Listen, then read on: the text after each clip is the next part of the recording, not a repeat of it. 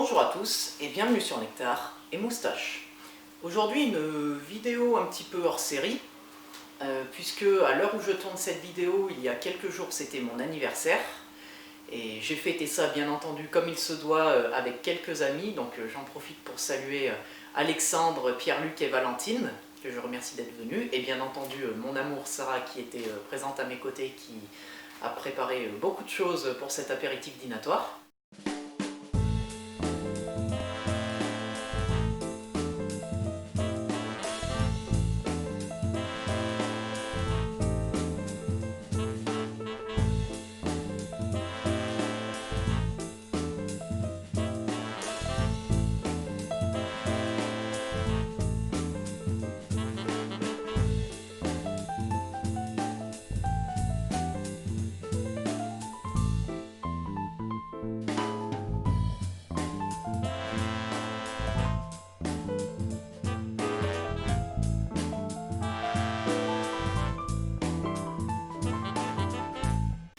Je voulais juste revenir sur l'ensemble des flacons que nous avons dégustés ensemble et faire un petit commentaire de dégustation.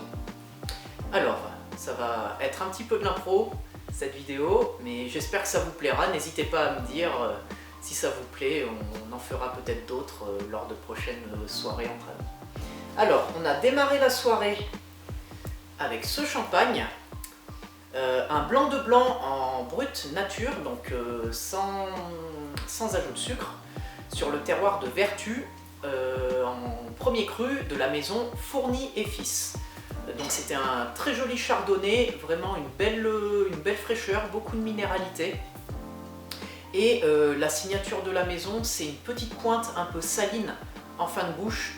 Ça allait à merveille avec ma chérie avait préparé des wraps au saumon fumé et au fromage blanc, avec un petit peu de ciboulette et d'ail, c'était vraiment très sympa. Et voilà, la petite pointe saline de ce champagne allait vraiment à merveille avec. Donc champagne premier cru sur le premier cru de Vertus, pardon, de la maison Fourny en blanc de blanc brut nature. Ensuite, on a continué, je vous en avais parlé sur ma vidéo sur les vins nature, biodynamique, en présentant le domaine en bio, classique, avec le Chablis du domaine Patelou sur sa cuvée Les Vendanges en millésime 2015. Alors, un chardonnay, là aussi, très rond, la belle pointe minérale vraiment qu'on aime sur le terroir de Chablis. Quelque chose de vif, très explosif en bouche, sur des notes de fruits blancs, de poire. Un élevage en fût très discret. Pour moi, on est un petit peu dans la même veine que le domaine François Ravenot, domaine très rare, hein, bien entendu, pour un budget bien plus accessible. Mais comme je vous l'avais déjà dit dans la vidéo sur les vins bio, c'est vraiment la grosse valeur montante de Chablis. Et je l'ai donc vraiment goûté, découvert cette cuvée, voilà, lors de mon anniversaire, et c'était vraiment quelque chose de très sympa. Comme je vous l'ai dit, un excellent rapport qualité-prix sur un super chardonnay qui prend vraiment de l'ampleur. Et l'avantage, c'est que là on était sur un millésime 2015, on est en 2020, un vin qui a déjà 5 ans.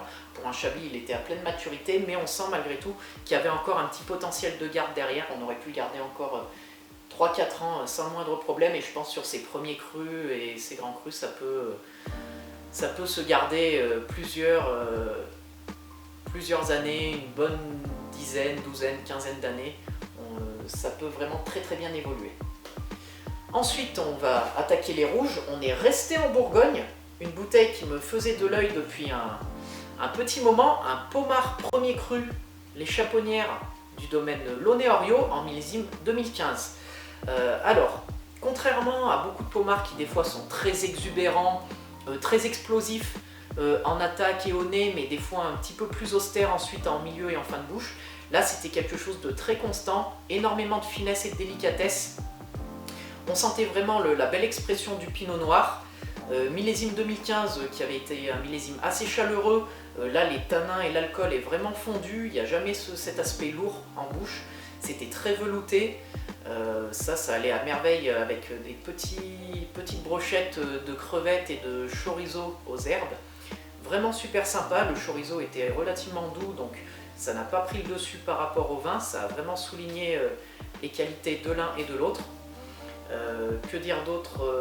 Je pense que ça a été peut-être mon coup de cœur sur cette soirée.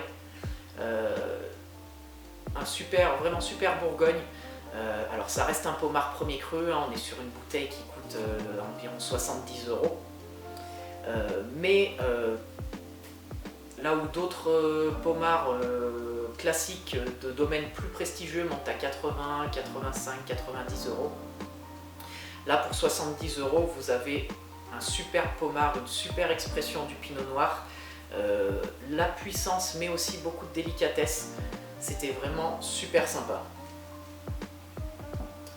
Ensuite, le deuxième rouge, alors là on est descendu plus dans le sud, en Provence, sur Bandol. On est resté en 2015, c'est vrai qu'on a eu beaucoup de...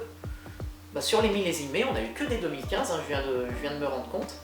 Donc on a fait une petite rétrospective du millésime 2015, qui avait été un millésime super et très ensoleillé sur toute la France, donc vraiment joli. Et là, sur Bandol, avec le domaine Tempier. Tempier sur Bandol est mon deuxième domaine préféré, vraiment mon Bandol préféré étant le château de Pibarnon, mais on est sur un style plus traditionnel pour un Bandol. Là, Tempier, c'est un style un petit peu plus moderne, beaucoup de fraîcheur, un Mourvèdre vraiment très bien exploité. Les tanins étaient ronds, fins et soyeux. Il a nécessité par contre pour vraiment s'exprimer un petit carafage 20 minutes, une demi-heure avant qu'on le déguste.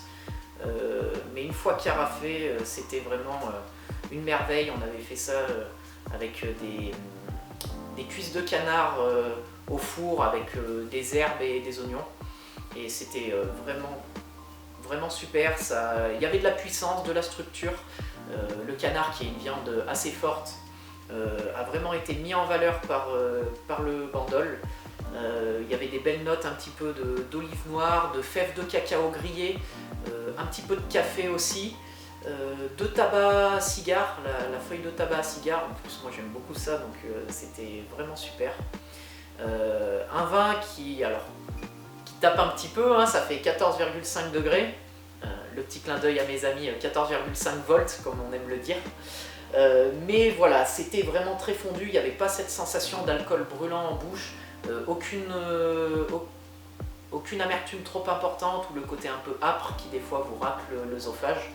Là c'était vraiment, tout était fondu, je pense qu'il était... il commence à vraiment pouvoir s'ouvrir. Là on est au début de la période où on peut boire ce millésime 2015. Je pense qu'on peut encore le garder à son plein potentiel, encore 2 ans et demi, 3 ans. Après, il va peut-être partir un petit peu sur le déclin, je ne sais pas, hein, je n'ai pas encore goûté de plus vieux millésimes, mais c'était vraiment super. Ensuite, la soirée a continué tranquillement. On a dégusté, je n'ai plus la bouteille ici, mais sur le dessert aux fruits de la passion et au nougat qu'a ramené mon ami Alexandre, nous avions bu une liqueur de yuzu. Sur ce côté frais, citronné, c'était vraiment superbe. Et puis ensuite, le moment du digestif, avec des cigares de la maison Partagas. Nous avons dégusté, il restait un petit peu que nous avions goûté au travail, la Tequila Don Julio 1942, qui est la plus grande cuvée du domaine. Une tequila donc légèrement ambrée, sur un vieillissement plutôt long, assez légère en alcool, ça fait 38 degrés, quand certaines tequilas des fois montent à 43, 44 degrés, donc là à 38 degrés, quelque chose de très suave en fait, vraiment gourmand, avec le cigare ça allait à merveille, des notes, on sentait vraiment on sentait vraiment le côté agave, une petite pointe citronnée, des notes un petit peu également de muscade et de cannelle. Non, vraiment super. Que dire de plus, ça a été un bonheur de partager ce flacon avec mes amis. Et puis, il n'y a pas forcément besoin d'en dire plus, hein. C'était une petite vidéo improvisée, mais je voulais partager avec vous les quelques flacons que nous avions dégustés. Et ça a été une très grande soirée, on a profité, Ça fait du bien après ce confinement de pouvoir retrouver ses amis. Et puis voilà, j'espère que cette vidéo relativement courte vous aura plu. N'hésitez pas à me dire dans vos commentaires ce que vous pensez de ce format. Peut-être si vous avez accroché, on en refera lors des prochaines dégustations.